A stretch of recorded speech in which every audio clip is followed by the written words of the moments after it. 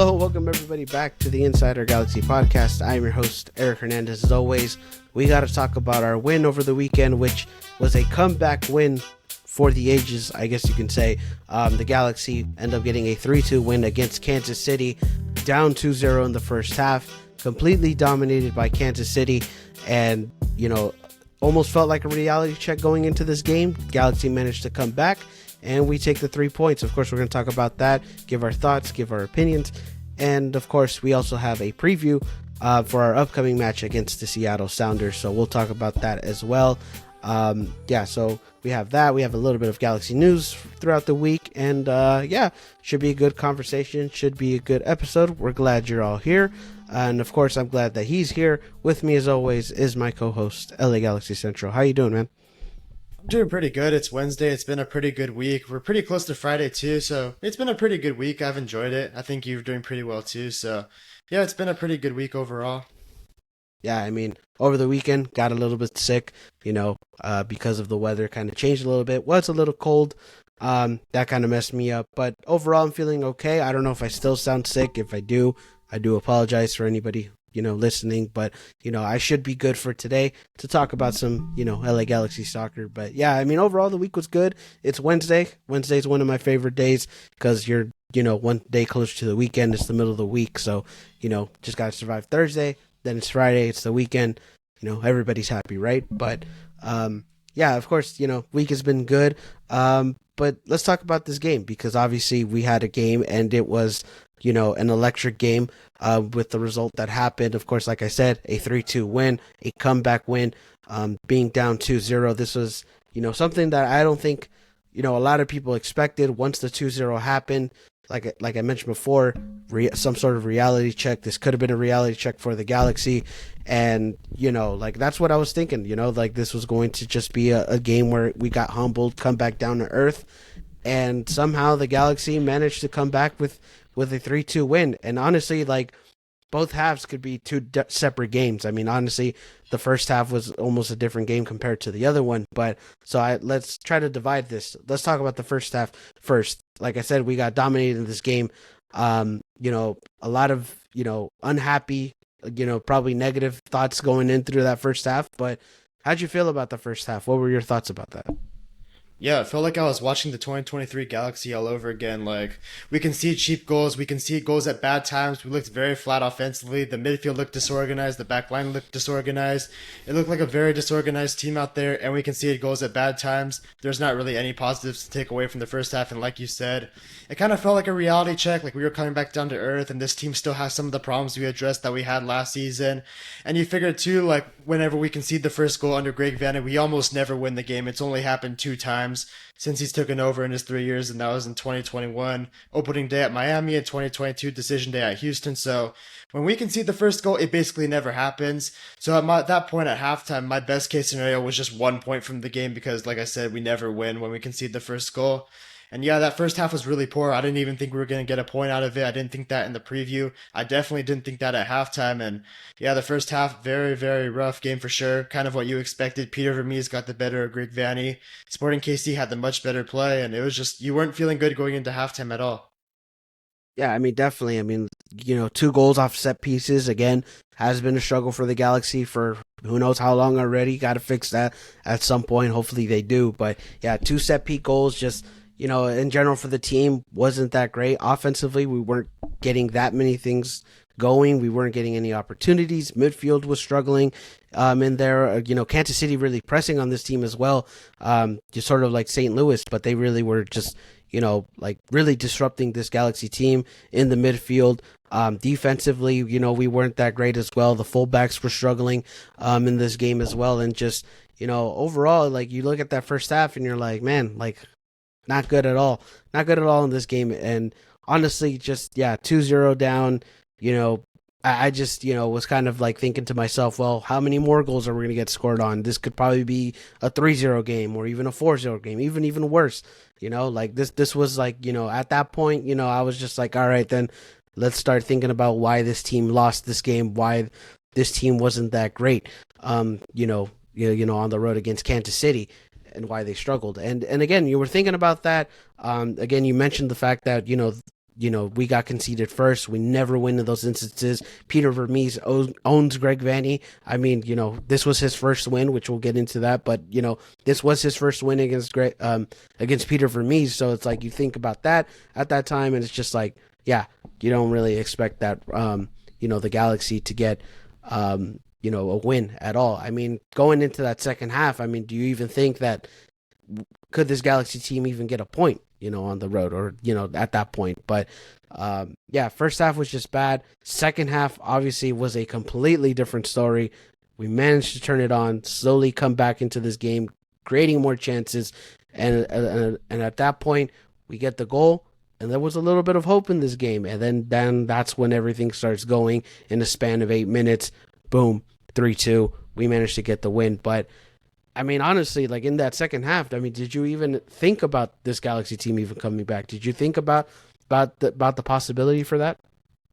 Yeah, so the best case scenario for me for the second half was a point. We've shown before we can come back from 2-0 deficits, more so at home, but we've also shown it on the road a little bit. We showed it earlier this season in Nashville that we can do it. So did I think we were going to get a point? No, but was it possible for me? Like, did I rule that out? Not completely, but what I just ruled out was 3 points. Like, 3 points for me was out the window. For me, the best case scenario for me was a point that game, and I think that was very reasonable. Yeah, I mean, definitely. Like, I mean, yeah, that probably was a little bit more reasonable, especially because we've done it before against Nashville on the road and things like that. But I mean, 3 points, I don't think we ever expected that. But this team really turned up another level. Especially once Zavaleta got that first goal, which we'll get into players, but he definitely showed up in this game. He definitely stepped up for the Galaxy with Cáceres being out. But once he scored the goal, that gave you the bit of hope. Dejan gets 5 for 5 on the season, ties Brian McBride in terms of goals scored in the first 5 games. So it's like, that's just insane. And then, of course, Mark Delgado getting his third goal. But, I mean, yeah, the Galaxy really stepped up. Ricky Puig really was the difference maker in this game.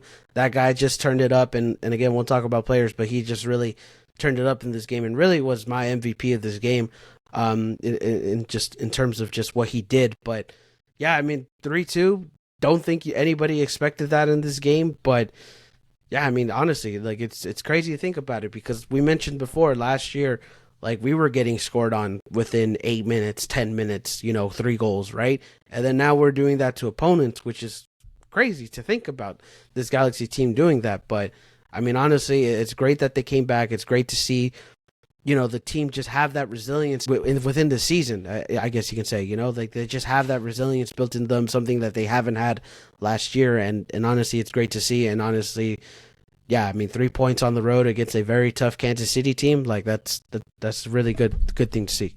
Yeah, we talked about the Galaxy being unclinical last week against St. Louis, but I think this game, Kansas City, was kind of unclinical against the Galaxy. They had a couple of chances early in the second half where they really could have put the third goal, and if they scored the third goal on the Galaxy to make it 3-0, I'm not sure they would have made that comeback. I don't know if they would have had it in them, but it was always a 2-0 game throughout. With 2-0, you're always still in the game. All you need is one goal, and then you're completely back in the game. And then, like, we were building up. It started to raise a little bit. The intensity picked up, and eventually we got that one goal. We were totally back in it at that point. When it was 2-1, I don't know how everybody felt, but I felt like at least there's another chance in this game. There's another chance or two. I don't know if we're going to take it, but I think there's another opportunity to get back into this game.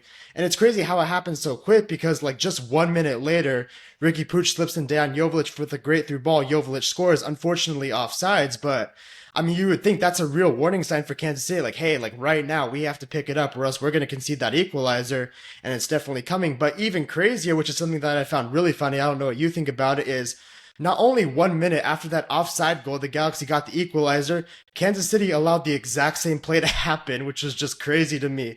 That Ricky Puig to the Dejan Joveljic through ball again, and this time he was onside and they get that equalizer. So if you're Kansas City, you definitely have to be super disappointed to not only concede an equalizer after you just got an offside goal against you, but to allow the same play to happen from the same two players is honestly just shocking and really good from the Galaxy to go back to it. And then at 2-2, I was like, we did it again. We came back. That's really good.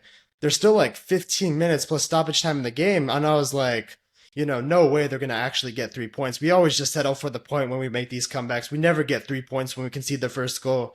And then eventually we just kept playing, and then we had this DP connection that eventually led to a shot, led to a rebound, and Delgado puts it in, gets called offside. It's rightly overturned, and then we have the lead just in 10 minutes. It's crazy. Like if you had told me at the 70th minute, in 10 minutes from now when we were 2-0 down, hey, in 10 minutes from now we're going to be defending a 3-2 lead, I would have looked at you and thought you were crazy. And I think everybody would have. Like there's no way you saw that happening. And then my mindset after we were 3-2 up was, can we defend this? Because even in the past there was times where we conceded the first goal and then we actually took a lead in the game, but just to eventually drop points. So I wasn't sure if the Galaxy were going to be able to hold on to that 3-2 lead with like 15, 20 minutes in the game left, or maybe just 15 because it was the 80th minute. So about like 15 when you add the stoppage time, maybe 17. But either way, I didn't know if the Galaxy were going to hold on, and they did. And super impressive. Very, very impressed with what I saw. Very happy with it. Very happy it turned around that quickly. I didn't know that team had a bit in them. And we're going to talk about maybe some of the players and what this means going forward. But for me, this game was a real needle mover for me. It showed me something that I did not think this team was capable of before. And you know what? We talked about it last week too, right? We said the killer mentality, like something is missing through that to have this team have that killer mentality. And we've seen glimpses of it, but I think in this game you really kind of did see a bit more of that killer mentality. Would you agree on that? That we saw a little bit more of that? I think they made the plays they needed to make, especially to close out the game, for sure. All right, for sure. But yeah, I mean, honestly, Kansas City in that second half, I sort of, you can say, like kind of let the foot off the gas a little bit, and also just not really preparing themselves, and like you mentioned, the Galaxy just did repeated plays until it worked, and Dejan gets a second goal. And interesting about Dejan, I think he said in his press conference or after the game, like he said, like to the team at halftime, it's like if you get that one goal, like we're back in it. And that's true, because 2-0 leads are always, they say it's always the most dangerous lead in football or in soccer. It's like it is a dangerous lead to have. And yeah, I mean, honestly though, it was crazy to see that they turned it around so quick. I think another thing for Kansas City that kind of messed them up was that Pulido never got into this game.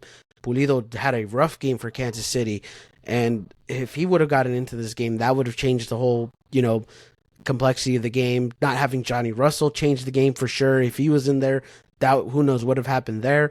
And just in general, yeah, I mean, Kansas City in the second half weren't as good as they were in the first, and the Galaxy team really stepped it up, took their opportunities, and made the most of it. And that's the thing as well. Like I don't think they really you know didn't really miss their opportunities, or they didn't blow away their chances. I think they got their chances that they did. And yeah, I mean, honestly, you could say this is a needle mover, definitely for sure, because this is a tough Kansas City team. It's a tough place to play, and yeah, I mean, honestly, just to see Greg Vanney get his first win against Peter Vermees, which is crazy to think of, but to see him get his first win, and for a win like this, like I mean, honestly, like it is something good to see. And it gives me more hope going into the next game and going more into the season. So yeah, it was definitely a good win for sure. I'm sure you refused to see that Johnny Russell was out of the 11 for Sporting Kansas City. I'm sure you just, you were in shambles when you saw that. Oh, definitely. I was in shambles for sure. Nah, fuck no, dude. I was not in shambles. The first thing, it's funny. The first thing I saw when I saw Johnny Russell wasn't in the game, I tweeted out, Johnny Russell isn't in here. And then it's the Dreams and Nightmares by Meek Mill, where it's Jordan holding the trophy. It's like, oh, I used to pray for times like this. That meme or whatever. I posted that. And once the 2-0 happened, I was like, damn it, I shouldn't have tweeted that. Like, I that's probably what makes us lose. But no, I mean, honestly, the fact that they won, even after tweeting that Johnny Russell wasn't going to be in the game, made me a bit happier. But yeah, I mean, Johnny Russell, again, if he was in this game, who knows what would have happened. But glad he wasn't on the field for this one. So yeah, I mean, definitely for sure. Also, do you one want more to talk? thing though. I Oh, have one go more thing ahead. to say. Isn't it just funny though how the Galaxy run the same play twice in the span of 1 minute and Kansas City doesn't adjust? Like I mentioned it before, but I'm going to mention it one more time. You would think after Ricky Puig slipped in Jovic for a through ball for a one-on-one with Tim Melia and he scored, but luckily they were bailed out with offside and it was an offsides goal. Like you would think, like 1 minute later, like, hey, we can't let this happen again because it's a dangerous play and it could have really easily resulted in an equalizer. But the fact that they let that same play happen again, but in a span of 1 minute too, isn't that just like kind of funny? Like, hey, like how did you not, learn from like 1 minute ago where you got kind of lucky to not concede against? Like, how do you not, make any sort of adjustments there? I think it is kind of funny, but also I think that tells you something about, I guess, in a sense, Ricky Puig. It's like, all right, it's like that. Sure, that one didn't go in right there, but I'll do it again because I know it'll work. So it's like, and yeah, I mean, honestly, Kansas City not adjusting to that is kind of kind of crazy. But again, like it could tell you a lot of things about Ricky Puig and just in general how that game went in general, like for the Galaxy. But no, I mean, I think it is kind of funny. But I think that always happens in a lot of sports too. It's like people would just spam the same play, and it just works. Like it just works for them. And so I think that's something that the Galaxy saw that it would work, and if they tried it again, they'd get the goal, and they did. So that's I guess that's just more of awareness, for the players. But speaking of players, you want to talk about the players? We should get right into that lineup. Which, by the way, there was a couple changes in the lineup. We'll talk about the defense first. We'll talk about the defense first. You had goalkeeper, of course, John McCarthy. Your right back was Mickey Yamane. Your center backs, Maya Yoshida, Eric Zavaleta, which, of course, we knew who was going to start because Cáceres was on red card and suspension. And then you had Julian Aude on your left back. How'd you feel about the defense in this game? Of course, they did struggle a lot in that first half. Again, giving up set piece goals. How'd you feel about the defense? What were your thoughts about it? Yeah, like it felt a lot like last season in the first half where we just kept making the same mistakes over and over again and we'd never learn and never improve upon those. Like you said, two set piece goals. After conceding two set piece goals the last week, that just can't be happening again. To go 2-0 down, I think that really struggled. That's on the entire defense to get organized there, so you can blame them for that. Then as individuals, I think Julian Alde really struggled and that was a really bad game. He just got burnt and couldn't keep up with the pace of the game, which is going to be a talking point, maybe like not right now, but like if he continues to struggle and have more of these type of games. I mean, Zavaleta was ready. I think John Nelson maybe needs to get ready. I don't know if, Julian Alde just struggles like this going forward. I think that's could be something to look at, but maybe not for right now. I think Yoshida was pretty good. I think he did fine. Zavaleta really stepped up. Very impressed with what I saw from him. Very good that he stayed ready despite not playing a single second of the season prior to this game. So you got to be very happy with how he played. And Mickey Amane really struggled in the first half, but I will say in the second half it picked up a little bit for him, and he made a lot of very important plays to help close out the game for us. So I think like Julian Alde really struggled. Yamane stepped up eventually when he needed to, and the center backs I think both had pretty good games. And McCarthy was just fine. I mean, he did what he had to do. Yeah, I definitely agree with most of that. And again, Zavaleta, we were going into this game, and I think a lot of people had the same thoughts about Zavaleta starting. Was not so great. I don't think everybody was happy that he was going to start. Gladly now he started in this game, and yeah, I mean he stepped up in this game, got a goal to start the comeback. But yeah, I mean he definitely was somebody that I thought, hey, good shit. Like that was something that I thought, I don't know. It was just something. It was something I don't think people expected, but he definitely stepped up in this game. Yoshida was good as well. Yamane, like you said, was had trouble in the first half, but sort of picked it up a little bit. Julian Aude, yeah, geez, I mean that man got smoked. And you know what they say about Kansas City? They got good barbecue over there. Hopefully one day I get to try it. But they smoke a lot of things. They smoke briskets, ribs, whatever else is there. But they also smoked Julian Aude in Kansas City because boy, that man was just chasing down those forwards that Kansas City had, and honestly, just yeah, he did not have a good game. And yeah, I mean, sure, maybe not be a talking point right now, but there is a little bit of concern with Julian Aude and how he's been playing. But I will say, I think for Julian Aude, I think it's just more of him just getting more reps. I think it could be sort of a similar situation with Caligari last year, which was, sure, maybe he didn't start off too good, but slowly builds up to get better. I think that could be sort of the same thing with Aude. I don't think it's time to pull the plug or anything like that, but definitely for sure, he does need to step up, and hopefully he does, going forward from here. Definitely, yeah. Yeah. Any other thoughts about the defense, or should we move on into the midfield? To close out the game, they made the plays they needed to make. You got to give them credit there. When it was 3-2, Kansas was getting balls in the box. I think they made some important plays and helped us get the 3 points. Yeah, definitely for sure. So, and again, I don't think the defense has been playing bad. It's just, yeah, the set pieces just need to, improve a lot. But in terms of the run of play, they haven't been bad. So I think the defense at least is sort of holding up in some sort of way. So I will give them credit for that. Let's talk about the midfield. You did have Cerrillo in this one, you had Mark Delgado in this one, and you had Ricky Puig. No Brugman to start this game, which we were kind of thinking, would he start this game? Of course, Cerrillo gets to start again. But how'd you feel about the midfield in this game? Yeah, I think Cedillo, he was okay, but I think he kind of struggled a little bit. He wasn't really a good fit for this game and kind of slowed down the offense a little bit, slowed the way the ball was moving a little bit, which sometimes can be important against certain opponents, but I just feel like this wasn't the game for him exactly. I think Delgado again did really good, puts in a lot of effort, puts in a lot of hustle, really does all the work for us in that midfield. He was everywhere during that game. He really played really well. And Ricky Pooch, I mean, it was two different players in two different halves. Another guy you can talk about. In the first half, totally different player. Second half, totally different player on a negative and positive scale. You can seriously base it off two halves, which I think that's how you should do it here. In the first half, he was turning the ball over a lot. Looked like he had a lot of lack of ideas. The offense had a lot of lack of ideas. The midfield was sort of slow to recognize the game. In the second half, when Ricky Pooch started playing one or two touch, like the commentaries even mentioned, and I totally agreed with it. It's just everything got way better for us. Space opened up. He found gaps. He got into good positions. He got on the ball, and everything just changed for us in that second half with him. Yeah, I mean, definitely for sure. With terms of Ricky, like I said, he was the MVP of my of that match for me. Because of the way he stepped up. But yeah, you're right. Like two different players in two different halves, right? First half, just a lot of turnovers, a lot of Kansas City just pressing on him. Which, by the way, like I think if teams want to stop Ricky Puig, the best way is to keep pressing on him, be physical with him, and that disrupts everything, right? So because he is the team, he is the focal point of your team, and that's what Kansas City did in the beginning, and then in the second half, played a lot better. Found the spaces, found the ways to connect to the offense a lot, and yeah, I mean he was definitely the MVP. Mark Delgado gets a goal in this one, so that's a good thing. I think the same thing with Mark Delgado for me. I think he did sort of struggle a little bit in the first half, but still though, like yeah, I think for the most part he played good, and in the second half he gets his goal, and I think that's awesome to see. Also made Team of the Week, which is something that a lot of people have been asking for. Is where's the Mark Delgado love? Where's him getting his recognition? Gets his recognition for Team of the Week. So I think that's good as well for Mark Delgado. And then Edwin Cerrillo, he was okay.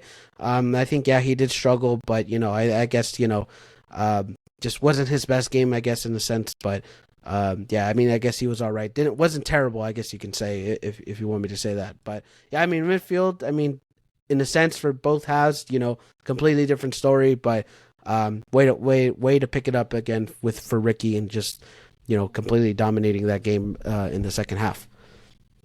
All right. So anything else about the midfield you want to talk about? No, we'll talk about the subs at the end, so I'm going to go back to it. All right, then for sure. But before we get into the subs, let's talk about the offense. Starting offense, we finally get it. Gabriel Peck starts for the Galaxy. He gets his start. Dejan Joveljic up top, and then of course you have Joseph Payne still. So you have now your ideal offense, or at least the offense you want to see with Gabriel Peck now in there, Payne still and Joveljic up top. How'd you feel about the offense? Of course, Dejan gets his goal, but how did you feel about it overall? Yeah, personally, I loved Gabriel Peck, not because of how he was playing like on the ball, but the work he was doing off the ball, especially in that first half. Like I even said it before, like in a comment section, like the way Gabriel Peck and Mark Delgado were playing in the first half, it was like the only guys that were giving us effort, and they were the reason we were in the game in the first place. They really did all these hustle plays, worked a lot off the ball, really doing a lot of work, which Gabriel Peck has that reputation to be like one of these more defensive wingers who's going to put in the work, and I definitely saw that. I was very impressed with him. I was very happy with how he played. I think it was a good starting debut for him. He obviously had that shot that led to the third goal too. So if you want to look more on the ball, you can look there too. So I was happy with him. Joveljic definitely struggled in the first half, but so did the entire Galaxy team. He didn't really get the service, didn't really get into dangerous spots. Kansas City's defense and center backs did a really good job. Then the second half, obviously scored the goal. You always want your striker to score a goal. He got in the right place a couple times. Even scored two other goals, but they were called offside. But at least he's getting in good positions, you could say.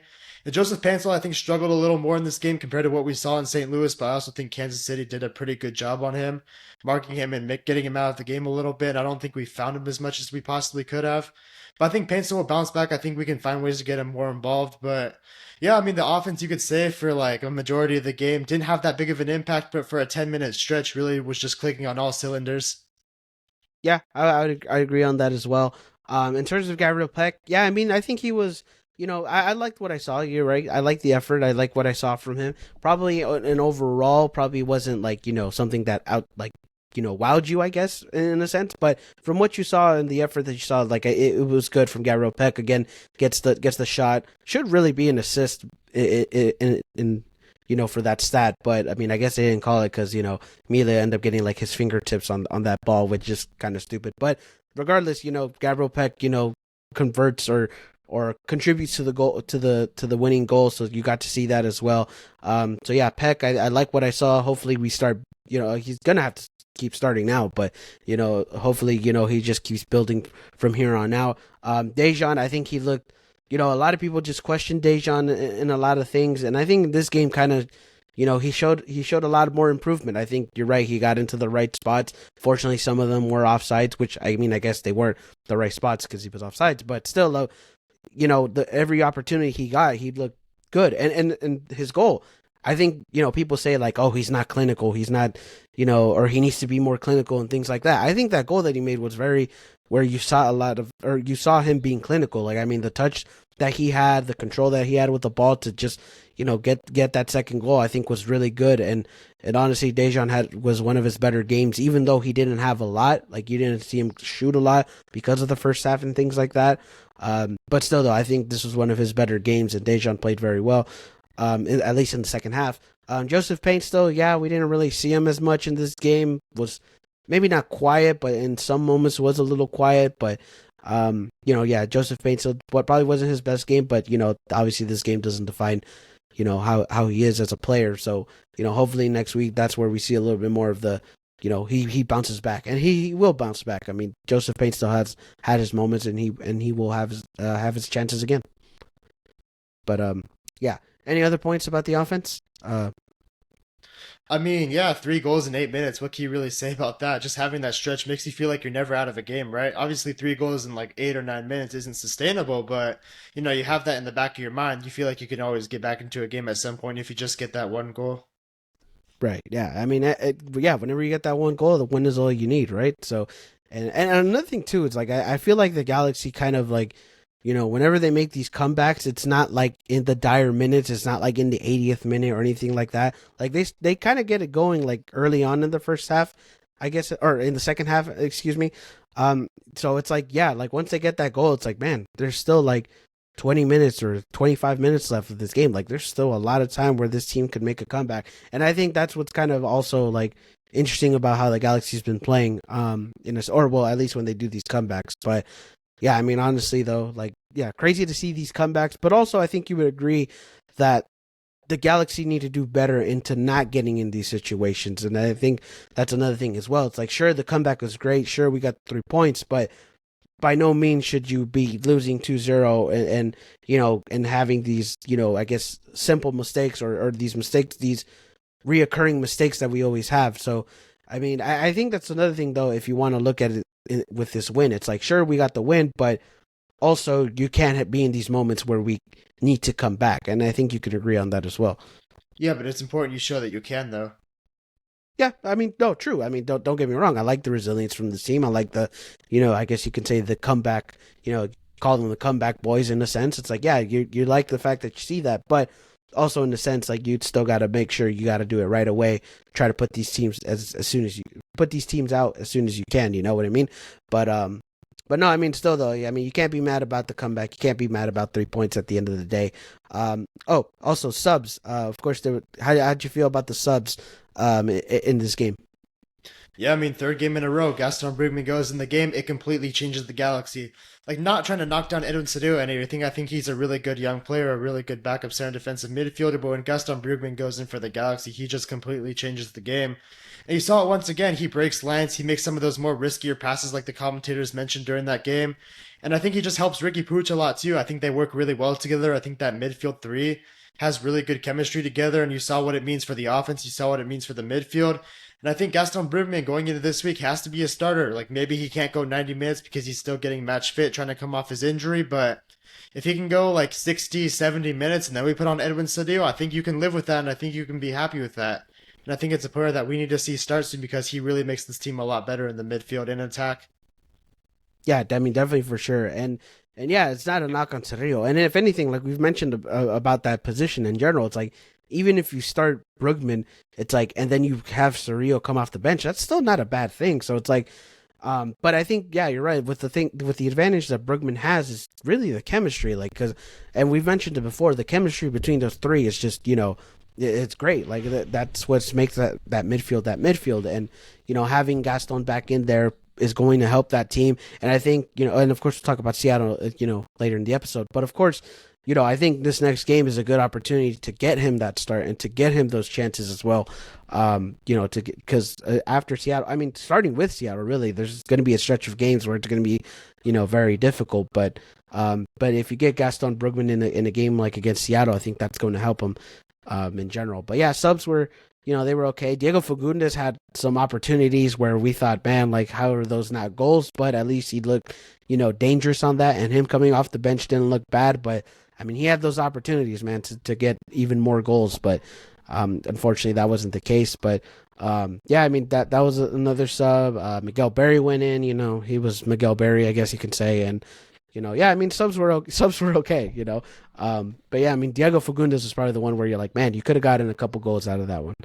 Could have gotten a couple goals, but I will see something positive about him and Miguel Berry, especially Diego Fagundes. Like, he won a lot of corner kicks in stoppage time that really wasted some of the clock. Like, those corner kicks were very important to win because, like, let's say you win one corner kick, okay, that's another 30 seconds off the clock. You win another one, that's another 30 seconds. You draw a foul, that's another 30 to 40 seconds. And those 30 seconds keep adding up. You just think to yourself, like, that's one ball you can't get into the box. That's two balls you can't get into the box. You're really preventing these things. And I feel like, in stoppage time, Miguel Berry drew a couple fouls too that were important with his hold-up play, with his physicality, getting those fresh bodies in there. They drew a lot of fouls. They wasted a lot of time in stoppage time, and I feel like that's something we got to give them credit for too. They really helped manage the clock and get us those 3 points to the finish line.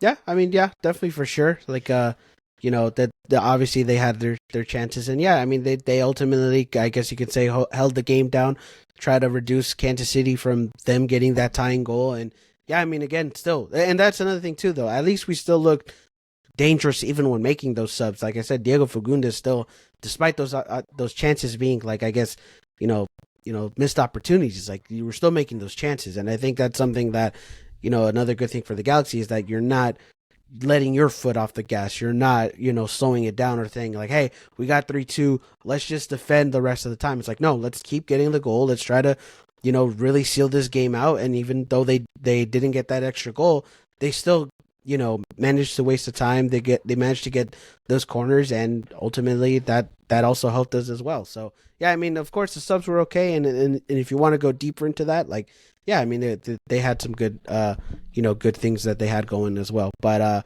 yeah, I mean, yeah, for the most part the subs were okay.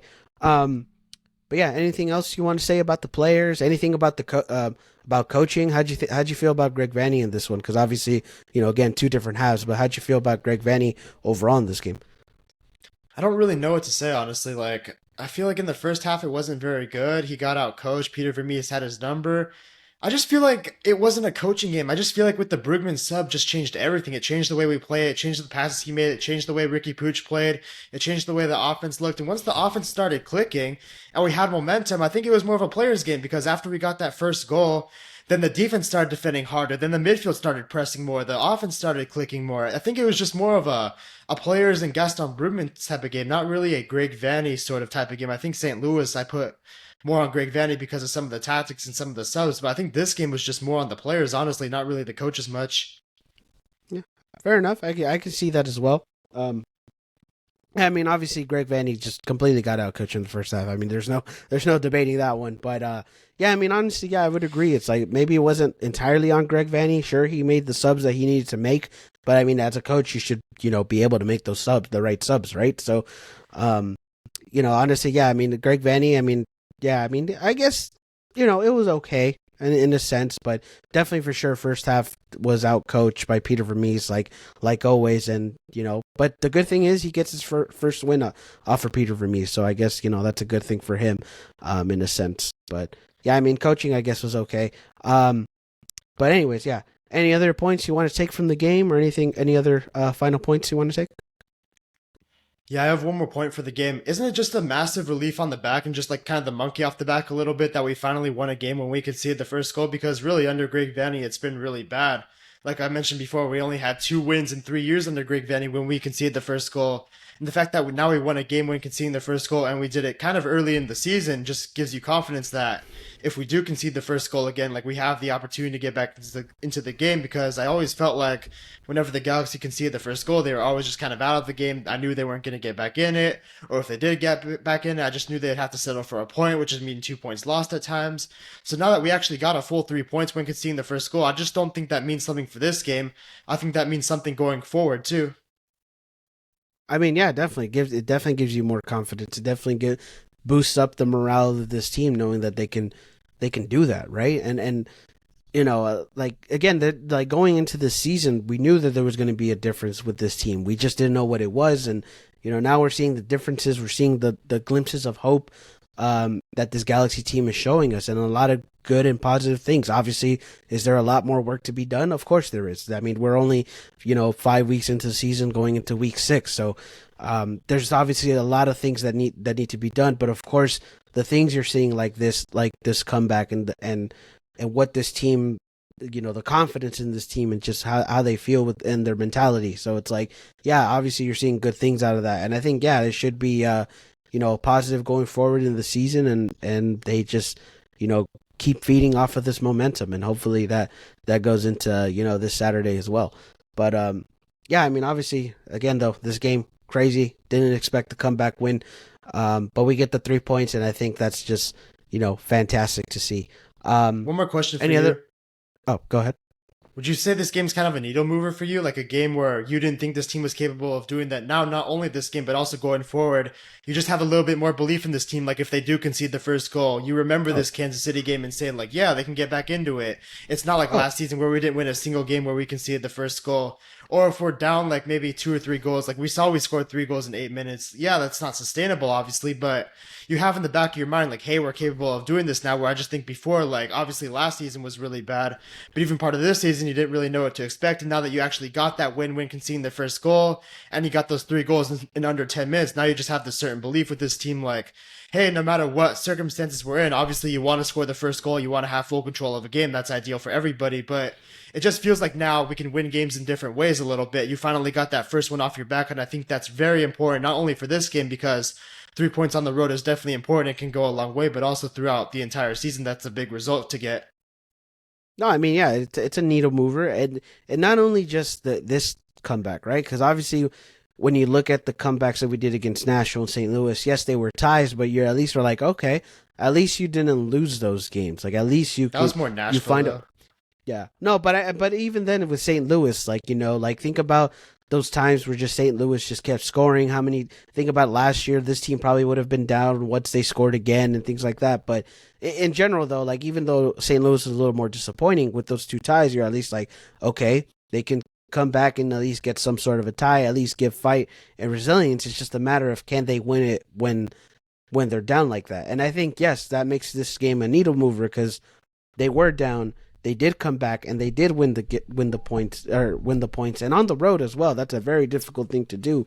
And yeah, I mean, if you look at it that way, it's a needle mover definitely for sure. And again, do I think that the Galaxy, like obviously, do I think they gotta, find a way to just get it done right away and not come back all the time? Like definitely for sure. But the fact that that you are able to come back, and especially with tougher games down the road, and you're able to come back, like I think yeah, that's a good sign to see for sure. And yeah, you can say it is a needle mover. Yeah, my time being a Galaxy fan, I can honestly say this was one of the most impressive road wins I've seen for sure. Definitely up there for one of the best road games I've watched.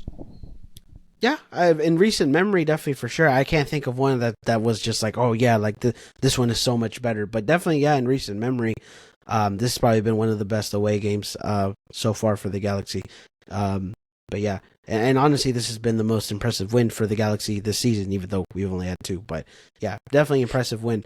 Um, but yeah, that was against Kansas City, of course. I think we should move on unless you had any other points.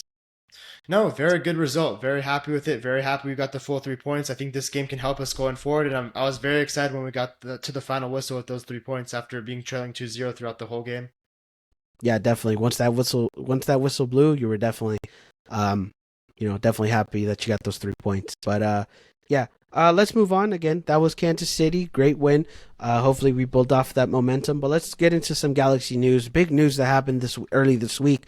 The PSRA membership has voted to ratify a new CBA with pro refs, ending the lockout. So pro referees are back. We don't have these replacement refs anymore. They will return this week. I think that Tom Boger reported that the new CBA goes to 2030, so they get a new deal done, which good for those refs. And again, I've talked a lot about pro refs and how I don't really like them, but I knew that these replacement refs weren't going to be any better, and I'm glad at least we got pro refs and people who have that the MLS experience in refing a game, because obviously a lot of these guys didn't have that experience with the with these replacement refs. But we got the refs get a new deal, get a new CBA. How do you feel about the refs and their new deal, I guess, and them coming back? Yeah, obviously that's good for them. I'm glad they're back. They got a long-term deal, which is good, long-term security, which you always want to see. And the replacement refs, not really their fault all the time. They were new referees coming from lower levels, but they really did struggle a lot. They struggled to take control of the games. Sometimes they were too card happy. Sometimes they were over reliant on VAR. So, yeah, you just want the referees back who have more experience in these games, and I think that's going to be a good thing. It's good to have them back this weekend, and we'll see how they do. Yeah, I mean, definitely for sure. It'd be funny if there's like controversy with these refs coming back, or like there's a controversial call or something. But There will be hopefully that's not. probably. There probably will be, but it'd be kind of funny just to like, oh, like everybody's happy and then a controversial call happens. But no, I mean, it's good that they're back. Obviously, like I said, you get that MLS experience in. And for the replacement refs, sure, wasn't entirely their fault. But obviously they just weren't good. They weren't consistent. But, hey, for some of those refs who now got that MLS experience and maybe did do a good job, hopefully that just helps them in their, refing or refereeing career, and they even get a job with MLS and things like that. So like, for those replacement refs, they got a good experience. But at the end of the day, those guys weren't going to be, adequate enough for these games and really, be the guys to take charge of the game. But yeah, good for the refs. Good for that they got a new deal as well. So hopefully, everything's not good, not perfect at least going into this week, but obviously a lot more consistent refereeing for these matches. So yeah, you got that with the refs. There was a little bit of Ricky Pooge news as well. I guess they are discussing the possibility of an extension. Mentions that he wants to, obviously he wants to go back to Europe, but is also comfortable here in LA, and obviously those discussions are happening. I didn't know. I thought he already got extended. I know that obviously we changed him to a DP last season, but I thought he had also gotten an extension with that. I guess that wasn't the case. But of course, Ricky Pooge news. Obviously, I think for the most part, people want him to be extended. I mean, not necessarily for the fact that he'll be here for a long time, because let's be honest, he is capable of going back to Europe at some point. But obviously, hopefully they get that done. But an extension, obviously could happen. What do you think about that and what Ricky Pooch had to say? I hope he gets extended. That's it. Yeah, I Another mean, thing to put about that. hopefully he does, and not only just that, but obviously if he gets extended and he's under contract with the Galaxy, and a team wants to buy him, we get money off of that deal. So hopefully, not only just the fact that we secure him for a long time, but it's just more of that if he does leave, we get some sort of money, in return for a deal, right? So I think that's the best way to put it for Ricky Puig, and for both sides, right? Because if they get a deal done, that'll help both sides. So yeah, there was that Ricky Puig news. There was also former LA Galaxy player news, of course. If nobody knows yet, Roman Alessandrini announces his retirement from the sport. Alessandrini was here from 2017 to 2019, played 61 games, having 24 goals and 22 assists in MLS in his time in LA. Of course, fan favorite, played for the badge. And obviously we hope for the best for his, the next step in his life. But Roman Alessandrini, I mean, what are your thoughts about that? Anything that I guess you want to say, or anything you like, any good Alessandrini moments you want to talk about for this one? Yeah, obviously, I loved Alessandrini in the 2017 season. He was one of the Galaxy's very, very few bright spots, if that. And then in 2018, he got kind of unlucky the last 2 years. He got injuries that kept him out of the lineup. But even when he played, you saw the quality he brought to the team. One of the very few bright spots throughout many times. And yeah, I appreciate the way he played for the club. He even mentioned in an Instagram caption that we were his favorite destination and he liked playing here the most. And I just wish it could have worked out a little bit longer. I wish he stayed healthy. I wish he could have stayed longer. I wish he could have had more success with the Galaxy. But when he was here, he was on the field. He'd always give it his all. You had to appreciate who he was.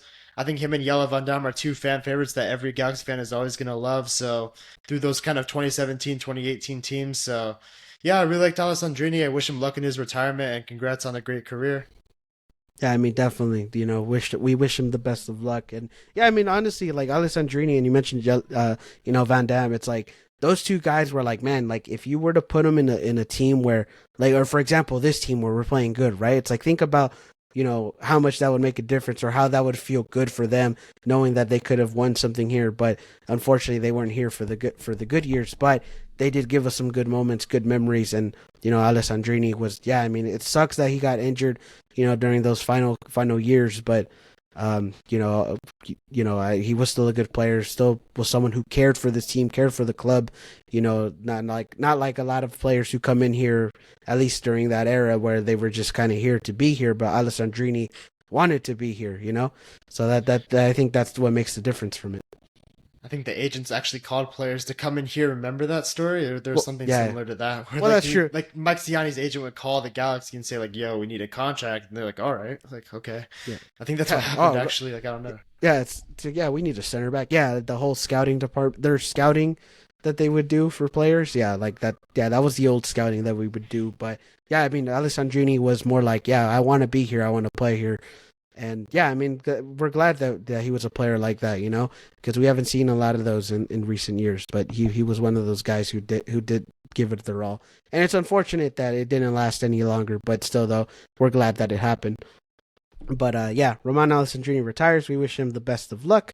And yeah, I think that's it for Galaxy News. I don't think I have anything else I have one to more add thing to about add that. though. I have one more Oh, thing to go add. ahead. I Go think ahead. we got to give Greg Vanny and Will Kuntz a lot of credit right now because I think lately we're seeing a massive resurgence from the academy right now.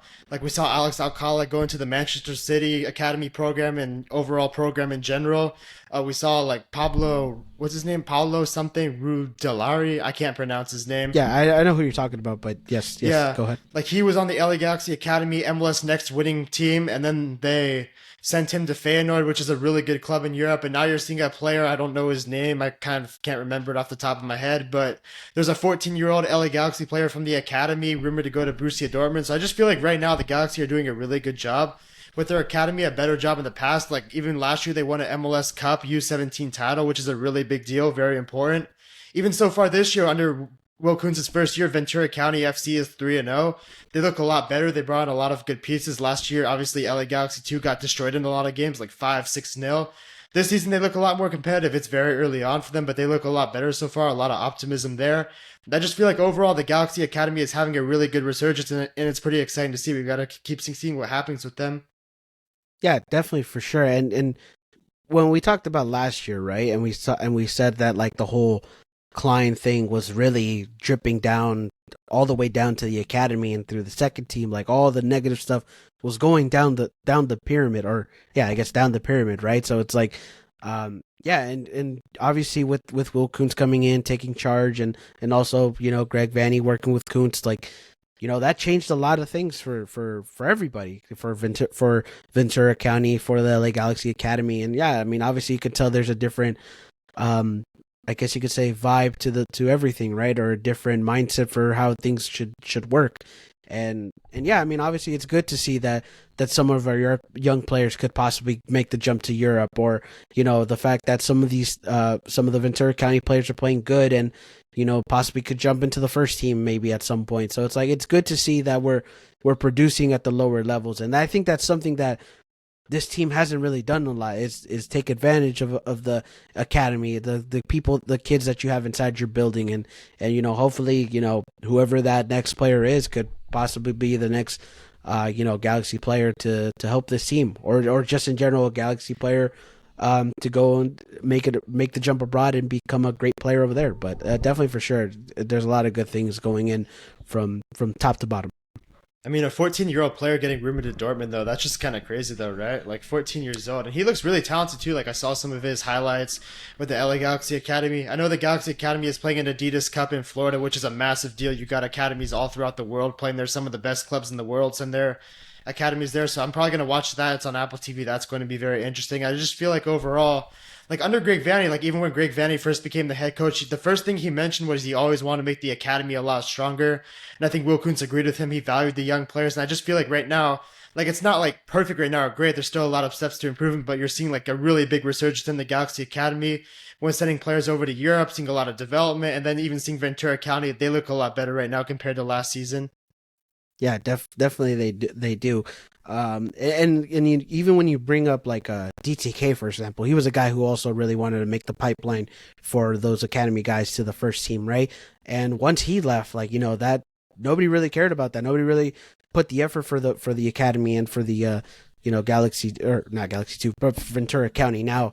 And the fact that they're now focusing on those guys as well is something good, because again, you got to focus on those guys, develop those kids. Even if sell them abroad or whatever, you're going to make a profit as well with that. And just like, just developing those young talents, because you never know who's that hidden gem within those groups. But definitely good sight to see for sure. And for that 14-year-old, I mean, I heard it could possibly be like an Alcala deal where he'll stay here, and then once he's 18 makes the move. But again, who knows what the deal is. But definitely good to see that some of those kids are getting interest from European teams, and especially big European teams as well.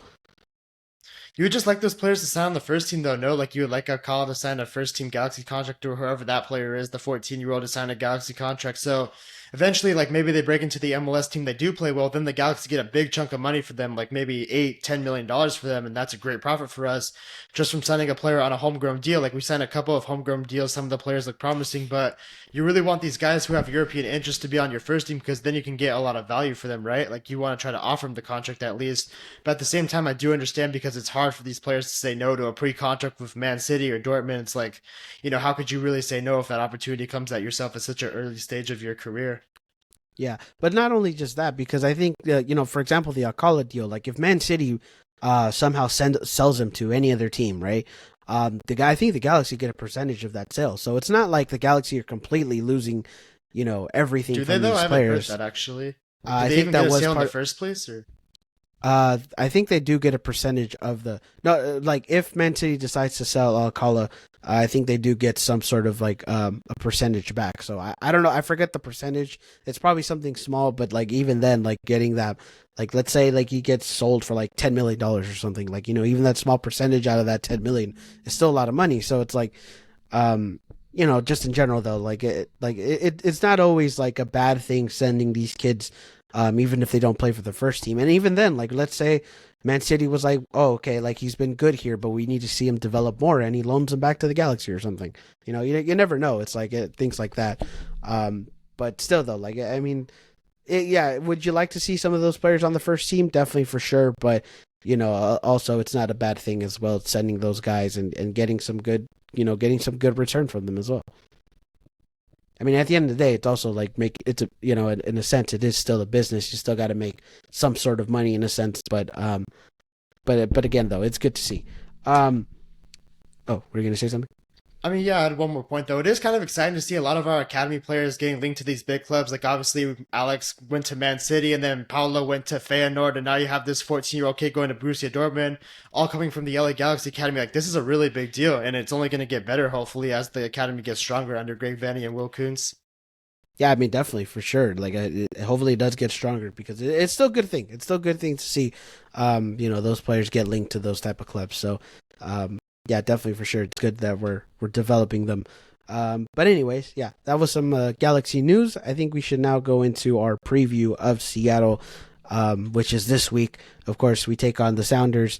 Of course, two of the best teams you could say from the 2010s. I mean, in a sense, a little bit of a rivalry because of that. I mean, not really, but especially with how Seattle has dominated us. But still, Exactly. Seattle, yeah, but still though, Seattle, we take them on this Saturday. Seattle right now, not in the best that we're normally accustomed to. Right now they haven't gotten a single win. They got 2 ties, 2 losses. But yeah, we take them on this weekend. How do you feel about taking on the Seattle Sounders at home? Very interested to see what's going to happen. Going to be a very interesting game. We haven't beaten the Sounders in 11 straight games, which in itself is just crazy, right? It's MLS and anything can happen on any given night. Like even if the Galaxy have been this terrible team sometimes, they haven't been terrible over the last couple of years. You would just say probably not very good, but the Sounders obviously have been a top tier team for many years now. But even with that being said, like if you match them up 11 times, you would say like, even the bad mediocre team could win like one or two times. But for the Galaxy, they haven't won a single time, which is just really crazy, honestly. Like you would think they'd be able to get one, but no, not even that. And only one win in the last 17 games versus the Sounders if you want to go on a bigger scale, which is just crazy. Honestly, it's been complete domination. And since we won MLS Cup when we beat Seattle in the conference final, which I was there, we've only beaten them 3 times since that conference final. I mean, in 10 years, which is really crazy. It's been complete domination. I don't even need to go any farther because it's just gone on too long. Last week, Maya Yoshida even said, like, with the ties, enough is enough already. We need to end this. I think it's the same mindset with Seattle, like, just for the fans' perspective, not even the players, because obviously our longest tenured player is Joveljic, and even he was only been here for like 3 years, and we already had a 3-year winless stretch against the Sounders from that. But I just feel like you got to come together in the locker room and say, hey, we haven't beaten these guys in 11 games. We haven't beaten them since 2018. Let's put an end to this, right? Like Seattle, they're kind of struggling right now. I still think they're a better team than their record implicates. Like, I do think they're going to figure it out. They were the second best team in the West last year, CCL champions the year before, and then they were basically top 3 every single year before that. So I do think they'll figure it out. They have some injuries right now, but yeah, for this Galaxy team coming at home, I think this is a very important game. We need to get 3 points from it. We have a 2-game trip coming up, road games coming up after this one home game. So when you're coming back home for that one, you really want to take full advantage of it. If we create the opportunities, if we stay with that same lineup that got us back into the game the second half, I feel like we could have a good chance. We can put this Seattle team under pressure.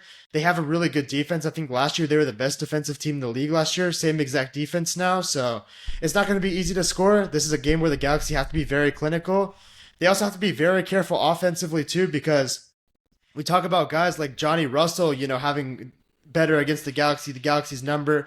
But like, I don't even know if you knew this, but I actually looked it up a few days ago and I remembered watching some of the games. Jordan Morris has scored against the Galaxy every single season since his rookie year, and his rookie year was in 2016. He scored against the Galaxy in 16, 17, 18, 19, 20, 21, 22, and 23. He scored against the Galaxy that many years in a row. So, and he's going to play. It's a good game for him to get his season started. Christian Roldan always plays well versus the Galaxy. So the Sounders offense has definitely struggled. They only have 4 goals all year, only 1 from open play that they got last week. But you just feel like with some of the Sounders offensive weapons and how they play versus the Galaxy, you feel like this could be a really big threat. And another really big problem that I see going into this game is set pieces. Again, we give up 4 set piece goals in our last 2 games, 2 set piece goals per game in our last 2 games. And this Sounders team is very, very good off set pieces. They scored a lot of set piece goals on the Galaxy too over recent years. I know in 2021, they scored off a corner kick against us. In 2022, they scored off a corner against us. In 2023, they scored off a corner against us, and they scored off a throw-in against us. They have a lot of set piece goals against the Galaxy. For a Sounders team that can't really score from open play that well to start the year, you have to consider these set pieces a major threat, something they're probably going to try to take advantage of to get a goal in this game. And, if the Sounders find that goal, they can defend at very well at the highest level for sure. So we really got to do better on set pieces. We got to take our chances. And at home, when we have a 2-game trip coming up, we need to take advantage, and hopefully we can do that. I mean, yeah, definitely for sure. It almost sort of feels like a little bit of a trap game, right? Because obviously you're seeing this Seattle team, again, on record, on paper, they don't look that good. 0 wins, 2 losses, 2 ties. But at the end of the day, there's still the Seattle Sounders. And you just mentioned it right now. Jordan Morris always kills the Galaxy as well.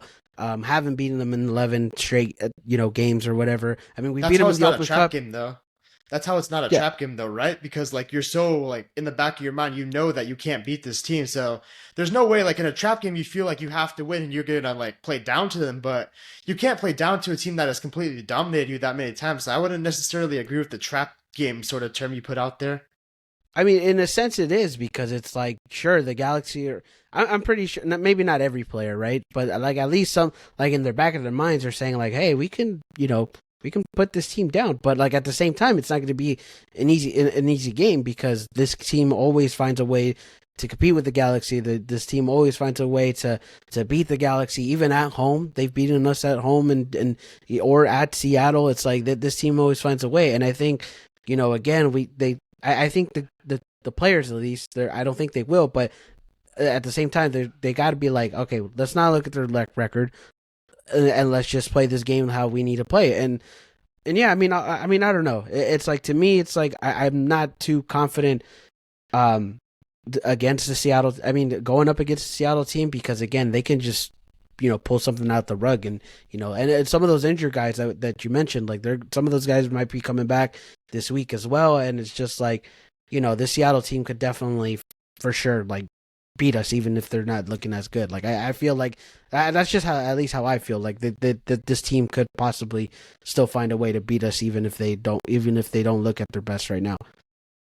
I mean, yeah, they're super good defensively too. Like last year, they had the best defense in the league, and this season, their defense is exactly the same thing. And this Galaxy is a high offensive team, so you're kind of worried in that aspect. Like if the Sounders' defense is really good, the Galaxy offense sort of struggles, and then the Sounders are really good off set pieces. Like yes, so far they haven't been the best team from open play. So far, they've only scored one goal from open play, but you just feel like if the Sounders can be really good defensively and get that one or two set piece goals, the Galaxy could be in trouble this game. So I think set pieces is something we have to figure out. We have to figure it out fast. And if we do get chances offensively, we really need to take them because this Sounders defense with Stefan Fry being one of the greatest keepers of all time in MLS, with Yamar consistently being in the defensive year running and other guys like Reagan, Nuhu being good pieces to that defense, just feels like opportunities are going to be very difficult. They're difficult to break down. I know Brian Schmetzer has caught a lot of heat lately for how the performances have been, but still a really good coach, one of the most accomplished coaches in MLS history, only coach to win a CCL in the modern era. So it's going to be a very difficult game. They're a team that's really well put together, good defensively, good on set pieces, can even be good from open play when they get some of their pieces involved, getting a little more healthier now. So we got to be careful, but also with that being said, with us being at home, we need to bring the intensity and knowing in the back of our minds that we're going on the road for 2 games after this. I feel like we really need another 3 points from this game.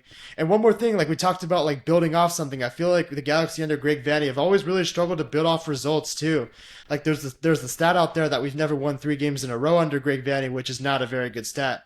And obviously this wouldn't be our third win in a row, but if you can get a second win in a row, that's still better than we do a lot of times. Like usually we don't even get 2 wins in a row that often. So if we can find a way to get that second win in a row, that win at home, which is very important too, playing in front of our own fans, which is probably going to be a good atmosphere. I heard it's sold out. A lot of people are into the team right now. It feels like it's going to be a good atmosphere. We got to find a way to take advantage of that.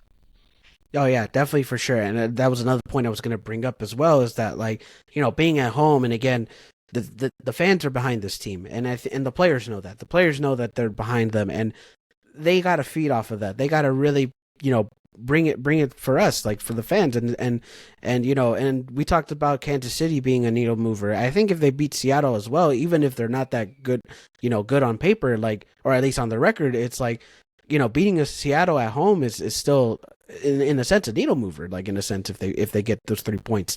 So yeah, I mean obviously the Galaxy know that they can't let this they can't just like I guess let the Seattle team like fool them in a sense. Like they gotta be prepared for what they need to do. Again, the atmosphere should be good again. It seems like V Block is sold out. It seems like just in general the stadium is going to be sold out and and it might also rain, so that also puts in another factor. But yeah, I mean obviously like for this team, like I hope they just feed off this energy that they're going with, and yeah, I mean 2 wins in a row would be great, and I think that also just puts them in another I guess again like a needle mover, like it'll help them build off for the rest of the season. Yeah, definitely. Yeah, but yeah. Any other points you want to say about Seattle, or should we close it I up? mean, I have one more thing to say about our home games, though. Like, you feel like in the Miami game, like we tied 1-1. Okay, it was kind of a good result when you looked at how much talent Miami had on the field and the fact that we were a new team. You were happy with that. But it felt like St. Louis, we let one slip. We had 2 leads in the game. We had chances to go up 3-1, which might have closed the deal. You felt like we really let one slip there. It's going to be interesting to see how that Galaxy team responds that game because this team has kind of built like a sort of identity in form of we're going to prove everyone wrong. We're going to prove that last season, we were kind of angry about that season. We were embarrassed about that. We want to prove a point. But what better way to prove a point than being at home, getting the first win in front of your fans against a team we haven't beaten in 11 games? There's no better way to prove yourself. So if the Galaxy really want to prove themselves, if they really want to build off momentum they took from that Kansas City game, if they really want to show their fans that this team has a new identity, is building something positive, this is a great game to possibly do that. Yeah, I mean, definitely for sure. Like the opportunity's there, like no doubt about it. The opportunity's there, but obviously it's just going to be difficult for, it's still going to be a difficult matchup, definitely.